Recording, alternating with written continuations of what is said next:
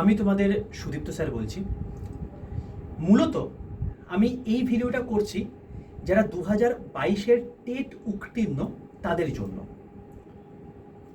2022-এ যে টেটের পরীক্ষা হয়েছিল প্রাইমারি স্কুলে নিয়োগের জন্য, যেখানে আমরা এখন দাঁড়িয়ে দেখতে পাচ্ছি যে কোনো রকম করে বিভিন্ন বিদ্যালয়গুলো চলছে এবং কিছু বিদ্যালয় একটা শিক্ষক নিয়ে চালাচ্ছে এবং কিছু বিদ্যালয় প্রায় শেষের পথে, মানে কোনো শিক্ষকই নেই। তো এমতো অবস্থাতে যদি চলতে থাকে তাহলে কম্পিটিটিভ যে পড়ছে, কম্পিটিটিভ পড়তে গেলেও তো তার ন্যূনতম সায়েন্সের জ্ঞান থাকা দরকার, ন্যূনতম ইংরেজির জ্ঞান থাকা দরকার, ন্যূনতম অঙ্কের জ্ঞান থাকা দরকার। আর সেটা কোথা থেকে আসে? সেটা আসে হচ্ছে ছোটবেলা থেকে আমরা যে অক্ষরগুলো শিখি, একে চন্দ্র দুয়ে পক্ষ, যেগুলো আমরা শিখে এসেছি, যেগুলো আমাদের কাছে হয়তো খুব হাস্যকর মনে হচ্ছে, কিন্তু যে বাচ্চা আজকে ছোট থেকে বড় হচ্ছে এগুলো যদি না শেখে তাহলে কখনোই সে কিন্তু ক্যালকুলাস করতে পারবে না, সে কখনোই কিন্তু ইন্টিগ্রেশন করতে পারবে না, এবং সে কখনোই কিন্তু বাকি যে সমস্ত পরীক্ষার জন্য যা পড়াশুনো আছে সেগুলো করতে পারবে না।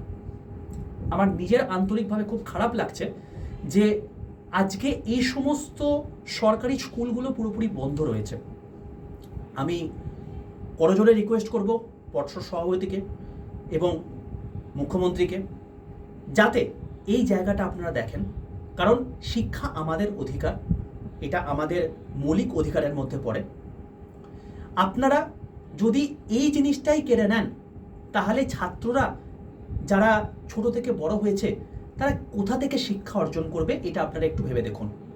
তার কারণ কিছু ছাত্র রয়েছে তারা প্রচণ্ড পরিমাণে গরিব ঘর থেকে বিলং করছে, তারা কি করে পড়াশোনাটা করবে? সবাই তো আর পারে না জেভিয়ার্সের মতো জায়গাতে, হলিডকের মতো জায়গাতে, হলি চাইল্ডের মতো জায়গাতে পড়াশোনা করতে।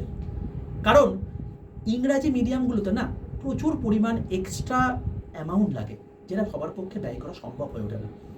এবং একজন শিক্ষক হিসাবে আমি আন্তরিকভাবে চাই যে সমস্ত বিদ্যালয়গুলো আজকে বেহাল অবস্থা হয়ে রয়েছে সেগুলো তাড়াতাড়ি ঠিক হয়ে উঠুক, এবং আবার যারা চাকরি প্রার্থী তারা নিজেদের স্বাধীনতা ছিনিয়ে নিয়ে তারা স্বাধীন হয়ে গিয়ে চাকরি করুক, স্কুল কলেজে পড়াক, এবং যে সমস্ত ব্রাত্য স্টুডেন্টসরা চারিদিকে ভবঘুরের মতো ঘুরে বেড়াচ্ছে শিক্ষা না পেয়ে, তারাও শিক্ষা পাক।